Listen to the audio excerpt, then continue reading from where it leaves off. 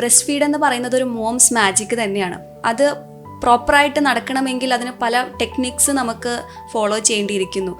എങ്കിൽ കൂടിയും ഇപ്പോഴത്തെ അമ്മമാർക്ക് അതിനെക്കുറിച്ച് ഉള്ള അറിവ് പലപ്പോഴും കുറവായിട്ടാണ് കാണുന്നത്. അപ്പോൾ ഒരു നല്ലൊരു ബ്രസ്റ്റ് ഫീഡിങ്ങിന് ആവശ്യമായ ടെക്നിക്സ് എന്തൊക്കെയാണ്? ടെക്നിക്സ് എന്ന് പറയുകയാണെങ്കിൽ അമ്മ കുഞ്ഞിനെ പിടിക്കാൻ പഠിച്ചിരിക്കണം. കറക്റ്റായിട്ടുള്ള രീതിയിലാണ് കുഞ്ഞിനെ പിടിക്കുന്നത് എന്നുണ്ടെങ്കിൽ കുഞ്ഞിനും അത് നന്നായിട്ട് ഫീഡ് ചെയ്യാനായിട്ട് സാധിക്കും. അപ്പം ഫസ്റ്റ് പൊസിഷനിൽ നമ്മൾ ശ്രദ്ധിക്കുകയാണെങ്കിൽ അമ്മ സ്ട്രെയിറ്റ് ആയിട്ടിരിക്കുക, നല്ല കംഫർട്ടബിൾ ആയിട്ടിരിക്കുക. ഫീഡ് ചെയ്യുന്നതിന് മുന്നേ വെള്ളം ധാരാളം കുടിക്കാനായിട്ട് ശ്രദ്ധിക്കണം. ഒത്തിരി സ്ട്രെസ്സോട് കൂടിയിട്ട് ഫീഡ് ചെയ്ത് കഴിഞ്ഞിട്ടുണ്ടെങ്കിൽ അമ്മയ്ക്ക് അത്ര ഇതായിട്ട് ചെയ്യാൻ പറ്റിയെന്ന് വരത്തില്ല. അപ്പം കംഫർട്ടബിളായിട്ട് ഇരുന്ന് ഫീഡ് ചെയ്യിപ്പിക്കുക. കൊടുക്കുന്ന സമയത്ത് കുഞ്ഞിനെ ചേർത്ത് പിടിക്കാനായിട്ട് പ്രത്യേകം ശ്രദ്ധിക്കണം. ബ്രസ്റ്റ് ഫീഡിന് മെയിനായിട്ട് 3 പൊസിഷനുണ്ട്. അത് ഒന്ന് ക്രേഡിൽ ഹോൾഡ് എന്ന് പറയും, അതായത് കുഞ്ഞിനെ കൈത്തണ്ടയിൽ വെച്ചിട്ട് ഫീഡ് ചെയ്യിപ്പിക്കുക. അടുത്ത പൊസിഷൻ ക്രോസ് ക്രേഡിൽ എന്ന് പറയും, അതായത് ഒരു ബ്രസ്റ്റ് കൊടുക്കുമ്പം ഓപ്പോസിറ്റ് ആയിട്ടുള്ള കൈ കൊണ്ട് കുഞ്ഞിനെ പിടിച്ചിട്ട് ഒന്ന് ഫീഡ് ചെയ്യിപ്പിക്കാൻ ശ്രമിക്കുക.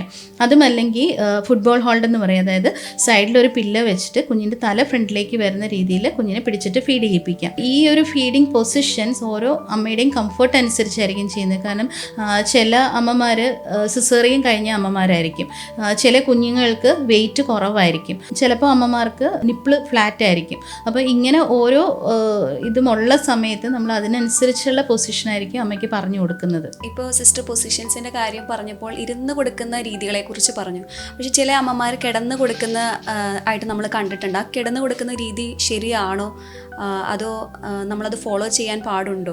കിടന്ന് കൊടുക്കാൻ നമ്മൾ പൊതുവേ റെക്കമെൻഡ് ചെയ്യാറില്ല. കാരണം എന്താണെന്ന് വെച്ചാൽ ബ്രസ്റ്റിൽ ചിലപ്പോൾ പാല് കെട്ടിക്കിടക്കാനായിട്ട് ചാൻസ് ഉണ്ട്. നമ്മൾ നേരെ ഇരുന്ന് പാല് കൊടുക്കുമ്പം ഗ്രാവിറ്റി കൊണ്ട് മിൽക്ക് കൂടുതലായിട്ട് ഇജക്റ്റ് ചെയ്ത് പോകും. പക്ഷേ കിടന്ന് കൊടുക്കുന്ന സമയത്ത് ഏതെങ്കിലും ഒരു ലോക്കലൈസ്ഡ് ആയിട്ടുള്ള ഏരിയയിൽ പാല് കെട്ടിക്കിടക്കാനും അതുമൂലം ലേറ്റർ ലൈഫിൽ ആബ്സസ് പോലെയൊക്കെ വരാനും ചാൻസ് ഉണ്ട്. പിന്നെ കുഞ്ഞിനെ കുറിച്ച് പറയുകയാണെങ്കിൽ കുഞ്ഞിന് ചിലപ്പോൾ ആസ്പിറേറ്റ് ചെയ്യാനായിട്ട് ചാൻസ് ഉണ്ട്. അതായത് കുഞ്ഞ് ഫീഡ് ചെയ്തുകൊണ്ടിരിക്കുന്ന സമയത്ത് അല്ലെങ്കിൽ ഫീഡിങ് കഴിഞ്ഞുള്ള സമയത്തൊക്കെ പാല് പാലിരിക്കുകയും അതുപോലെ തന്നെ ഗ്യാസ് തട്ടാതെ കിടത്തുന്ന സമയത്ത് പാല് തിരിച്ച് കയറി വന്നിട്ട് അവരത് ശിരസിൽ കയറ്റാനും അതുമൂലം കുഞ്ഞിന് മരണം വരെ സംഭവിക്കാനും സാധ്യതയുണ്ട്. അതുപോലെ തന്നെ കുഞ്ഞിന് ചെവിയിൽ ഇൻഫെക്ഷൻ കൂടുതലായിട്ട് കാണാറുണ്ട് കിടന്ന് ഫീഡ് ചെയ്യുമ്പോൾ. അപ്പോൾ അതുകൊണ്ടൊക്കെ നമ്മൾ കിടന്ന് ഫീഡ് ചെയ്യാനായിട്ട് അധികം റെക്കമെൻഡ് ചെയ്യാറില്ല. ഗുഡ് ബർപ്പിംഗ് ഒക്കെ നമ്മൾ ഇങ്ങനെ കറക്റ്റായിട്ട് ചെയ്യാനായിട്ട് പറ്റും. ബർപ്പിംഗ് ഓരോ പ്രാവശ്യം കുഞ്ഞിനെ പാൽ കുടിപ്പിച്ച് കഴിഞ്ഞിട്ടും കുഞ്ഞിനെ ബർപ്പ് ചെയ്യാനായിട്ട് പ്രത്യേകം ശ്രദ്ധിക്കുക. ബർപ്പ് ചെയ്യാന്ന് പറഞ്ഞാൽ ഗ്യാസ് കിട്ടുന്നത് തന്നെയാണ് ബർപ്പ് ചെയ്യാന്ന് പറയുന്നത്. അത് ഫീഡിന് മുന്നും അതുപോലെ തന്നെ ഫീഡിന് ശേഷവും നല്ല രീതിയിൽ ഗ്യാസ് കിട്ടുന്നത് കുഞ്ഞിന് ഒരു ആശ്വാസമായിരിക്കും. കാരണം അവർക്ക് തനിയെ ഗ്യാസ് കളയാൻ അറിയത്തില്ല. അപ്പോൾ എപ്പോഴും പാൽ കുടിപ്പിക്കുന്നതിന് മുന്നേ ഒന്ന് ഗ്യാസ് കെട്ടിയിട്ട് കൊടുക്കുകയാണെങ്കിൽ അവർക്ക് കൂടുതൽ പാല് കുടിക്കാനായിട്ട് പറ്റും. അത് എത്ര സമയം എപ്പോഴൊക്കെയാണ്? ഫീഡിന് മുമ്പും ശേഷമാണോ? ഫീഡിന് മുൻപും ശേഷവും നല്ല രീതിയിൽ ഗ്യാസ് കെട്ടുക. ഗ്യാസ് കെട്ടുമ്പം ഒരു 5 മിനിറ്റൊക്കെ തട്ടി കൊടുക്കാം. അതിന് 3 പൊസിഷൻ ഉണ്ട്. ഒന്ന് തോളിൽ വെച്ചിട്ട് ഗ്യാസ് കെട്ടാം. അതാകുമ്പോൾ കുഞ്ഞിൻ്റെ വയറ് നമ്മളുടെ ബോഡിയോട് പ്രസ് ചെയ്തിരിക്കണം. കുഞ്ഞിനെ എപ്പോഴും തലയും കഴുത്തൊന്ന് സപ്പോർട്ട് ചെയ്തിട്ട് വേണം ബർപ്പ് ചെയ്യാനായിട്ട്. കാരണം അവരുടെ കഴുത്ത് ഉറച്ചിട്ടില്ല. അതുകൊണ്ട് മറ്റേ കൈ കൊണ്ട് കുഞ്ഞിനെ പുറത്ത് പതുക്കെ ഒന്ന് തട്ടിക്കൊടുക്കുക, താഴേന്ന് മേളിലേക്ക് തട്ടിക്കൊടുക്കുക. അങ്ങനെ ഒരു 5 മിനിറ്റ് തട്ടി കൊടുത്തിട്ട് ബർപ്പ് ചെയ്ത് കിടത്താം.